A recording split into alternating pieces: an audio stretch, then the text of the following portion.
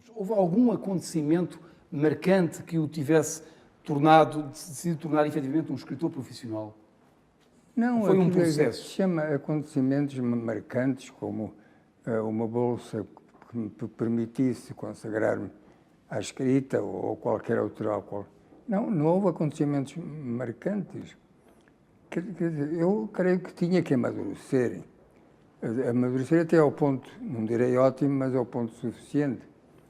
E, de facto, o Levantar do Chão é o livro decisivo. É o livro onde se define um estilo, um modo de observar, que depois se amplia, do ponto de vista também histórico, com o Memorial do Convento. Agora, se você me pergunta porquê aconteceu isso, eu, francamente, eu não sei, não é? Foram as circunstâncias que o Foram colocaram as onde está. circunstâncias e depois a descoberta, isso sim que foi uma descoberta importantíssima quando eu me encontrei com a evidência de que tinha leitores. E creio que os leitores tiveram uma parte importante no facto de eu continuar a escrever. Também é certo que se continuei a escrever foi porque, pelo menos penso eu, tinha alguma coisa para dizer. Há uma faceta da sua escrita que é pouco explorada nas conversas que tiveram consigo, que é a questão da tradução. O tradutor é também, de certo modo, um escritor. E o senhor traduziu mais de 60 obras. Escrever a ficção dos outros ajudou a tornar-se melhor escritor? Não ajuda nada. Ou tens a tua própria voz, ou então não é porque durante um tempo estás ocupado com uma voz alheia, o tempo que dura uma tradução que te vai influir. Não é.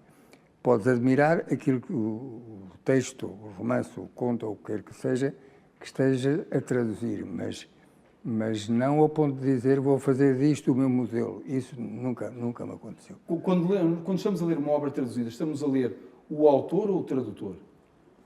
Eu creio que antes de que chegue a essa tradução já houve outra, que é do próprio autor. O autor é um tradutor. Em que sentido? Em que sentido? Que traduz a um sistema de sinais, emoções, pensamentos, sonhos, devaneios. E isso é um trabalho de tradução. Porque tudo isso constitui uma linguagem que, se não encontrar uma forma comunicável de se transmitir, fica cá dentro, fica dentro da cabeça de cada um de nós. No fundo, vê-se como um pintor que vê a realidade e depois a traduz com o seu olhar. Exatamente. O autor é um tradutor. O autor é o primeiro tradutor da sua obra. Como escritor, nota-se que gosta de testar a sociedade em situações limite. Por exemplo, um ensaio sobre uma epidemia de cegueira, como fez no ensaio sobre a cegueira, ou a greve da morte, com as intermitências da morte, ou uma epidemia de voto em branco, no ensaio sobre a lucidez. Enfim, tem uma série de situações limite que costuma encerrar. Porquê esse gosto em ir por aí?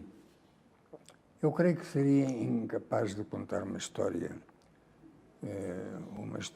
enfim, corrente de uma família que tem os seus problemas, que resolve ou não, que tem contradições, conflitos internos e tudo isso, seria incapaz de contar uma história dessas. Não sei, quer dizer, repare que uma grandíssima parte da literatura universal fez-se com essas histórias, não é? O século XIX é, no fundo, histórias de famílias e até mesmo o próprio século XX. Mas eu necessito que se me apresente uma ideia a que eu não chamo provocadora, porque penso que é uma palavra um pouco infeliz, uma ideia que não sei, que ponha cá fora alguma preocupação minha mesmo que eu não seja muito consciente dela. De repente eu decido propor ao leitor um pacto. Você aceita o que eu lhe proponho? Normalmente o que põe é uma hipótese de ruptura com a ordem estabelecida. Exato, e eu lhe prometo que, por exemplo, a jangada de pedra, pois então eu proponho-lhe uma ideia que é da separação física da Península Ibérica, mas com uma promessa minha. A partir desse momento que você deve aceitar, ou não, se não quiser aceitar, não aceita, acabou. Garanto-lhe que o livro será de uma lógica que eu não quero dizer impecável, mas sem grandes fraturas. Quer dizer, a partir daí, por exemplo, as intermitências da morte. A morte deixa de matar. Quais são as consequências?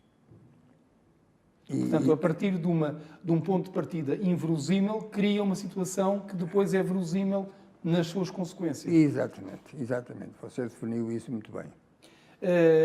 Uma das coisas que toda a gente fala, e penso que já lhe fizeram muitas perguntas sobre isso, tem a ver com o facto de escrever com muitas vírgulas e agora até começou a escrever sem maiúsculas nos nomes próprios. E sempre a criar um estilo original que o diferencia dos outros escritores?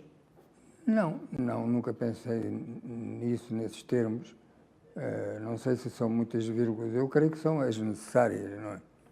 Mas com muitas ou as indispensáveis, há uma razão básica que é uma tentativa, talvez nem sempre lograda, da aproximação do discurso escrito ao discurso oral.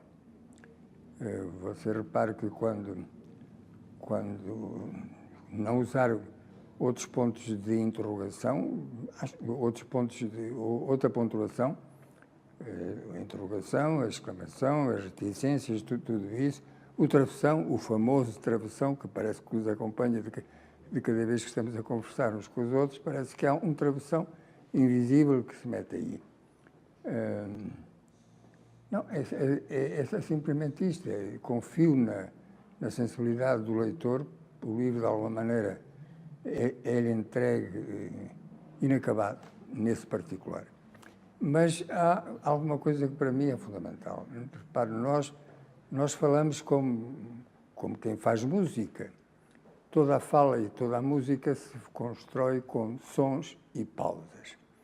No meu caso, nos meus livros, nem sequer eu me atreveria a chamar à vírgula e ao ponto pontuações, sinais de pontuação. Chamo sinais de pausa.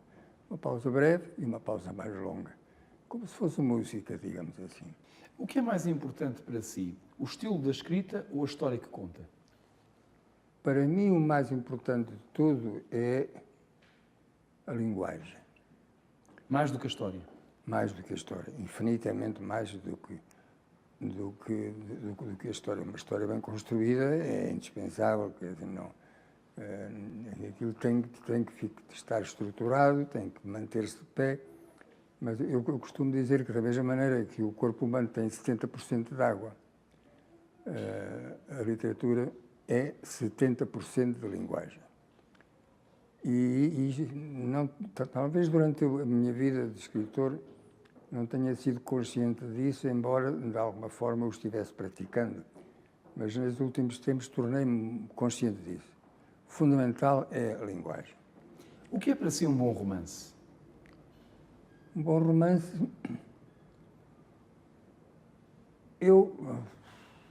embora isto possa parecer um pouco pretencioso, eu estou por aquilo que foi dito por Kafka. O romance deve ser uma acha capaz de romper o mar gelado da nossa consciência. E ele mais ou menos acrescentava isto. Se não for assim, não vale a pena. Claro, isto é demasiado radical e não tenho a certeza que ele o tenha dito. Mas é essa ideia de que... Mas se não o disse, soa bem. Mas se não o disse, soa bem. Se não o disse, soa bem. Eu creio que sim. Isso para mim foi fundamental. Não sou muito de abandonar a leitura de livros a meio. Não, em geral, tenho essa superstição de que o livro deve ser lido até ao fim, mesmo que não seja excepcionalmente bom. Mas o romance que me satisfaz, no fundo, é porque eu deixei de acreditar no romance novecentista. Quer dizer, continuo a acreditar no romance novecentista lá, no 900, aí, ou no oitocentista. Mas creio que o romance, que sempre está anunciando a morte do romance, o próprio Harold Bloom considera o romance uma espécie em vias de extinção. Não estou de acordo. Porque o romance, e se fizermos uma leitura daquilo que se vai fazendo, não só aqui como noutros países, o romance abriu-se, deixou de estar preocupado com a história mais ou menos verosímil e abriu-se a quê? Abriu-se à poesia, abriu-se ao drama, abriu-se ao ensaio, abriu-se à filosofia.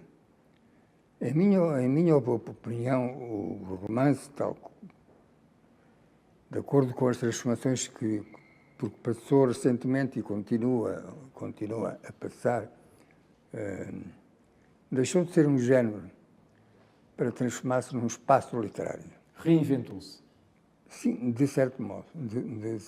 Deixou de ser um género classificado, definido e, portanto, dando a ideia de que fica definido para todo o resto do tempo.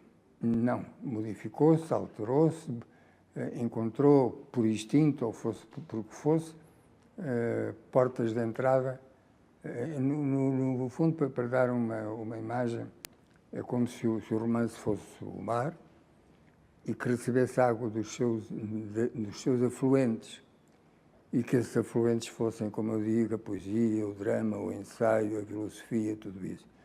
O romance tornou-se outra coisa. Como é o seu processo criativo? Tem toda a história na cabeça, incluindo o final, ou vai inventando à medida que escreve? Normalmente o que acontece é que tenho muito claro o princípio e muito claro o final. Ainda lá não cheguei e já está claro. Eu sabia como é que acabaria o Caim, sei como acabará o livro que neste momento estou a escrever e o que eu costumo dizer é que um romance meu, maior ou mais pequeno, no fundo cresce como uma árvore. Uma árvore, segundo a espécie a que pertença, tem um limite, quer dizer, chega a uma certa altura do crescimento e fica ali. Nós temos de frente da nossa casa um plátano que tem 30 metros de altura, que é uma maravilha da natureza, mas já não cresce mais, ficou assim. E para mim o romance é isso, chega um momento em que o romance vai acabar e não vale a pena prolongá-lo.